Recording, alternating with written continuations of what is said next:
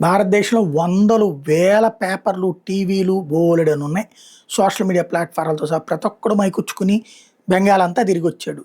నిజంగా ఓట్లు పోతే జనమే వచ్చి నా ఓటు పోయింది, నా ఓటు పోయిందని గొడవ చేసేవాడు గదా!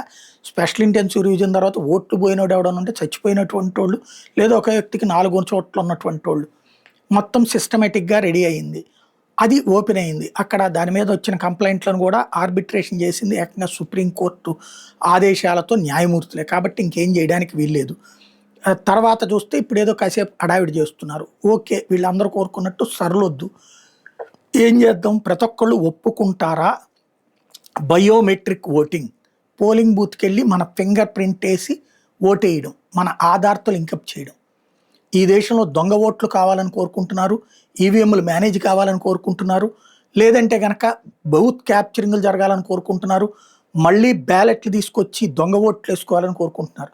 అది ఈవీఎంల ద్వారా సాధ్యం కావట్లేదు కాబట్టినే ఈవీఎంల మేనేజ్‌మెంట్ అంటూ ఒక కథలల్లుకుంటున్నారు. ఓవరాల్‌గా సుప్రీం కోర్టుల దాకా ఇప్పుడు సర్‌కి వ్యతిరేకంగా వెళ్ళినయి ఇయన్నీ అయిపోయినాయి. కాబట్టి ఇప్పుడు సుప్రీం కోర్ట్‌లో ఒక పిల్ విచారణలో ఉంది. బయోమెట్రిక్ ఓటింగ్ కావాలన్నటువంటిది. దానికి ఓకే అంటే అద్భుతం మార్పు.